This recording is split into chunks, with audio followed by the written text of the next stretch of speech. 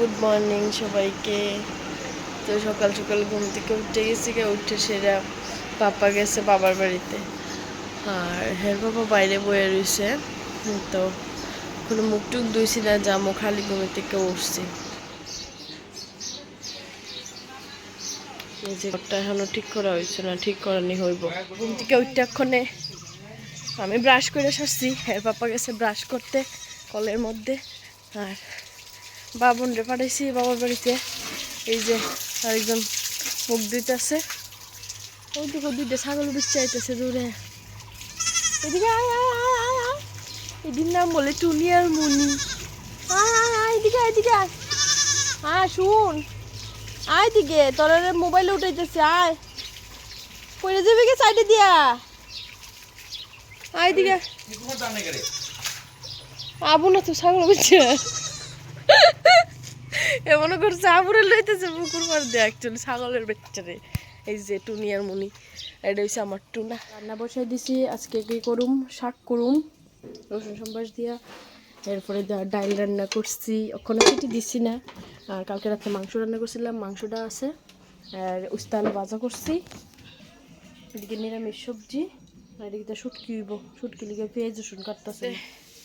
মানে এত পরিমাণে গরম, গরমের কথা কইয়া লাভ নাই। তো ওইদিকে বসাই দিলাম বাবনের লিগা খিচুড়ি বসাইছি, আর এদিকে শুটকি চাটনি বসাই দিলাম।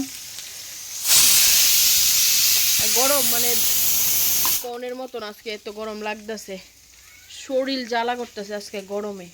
আরেকজন ছাগলের লিগা বই দিচ্ছে, কারেন্ট আছে। এই বাবা এদিকে তাকা, তাকাও ওইদিকে তাকাও, ওই সামনে ছাগল, এদিকে তাকা। গরম লাগতেছে নি বল, কি অবস্থা চোখ মুখের। ওই দেখ ছাগল নিয়ে এসে, ওই দেখ ওই দেখ। আমদি লইছে খাইবার লেগে, দেখো আমি কি অবস্থা।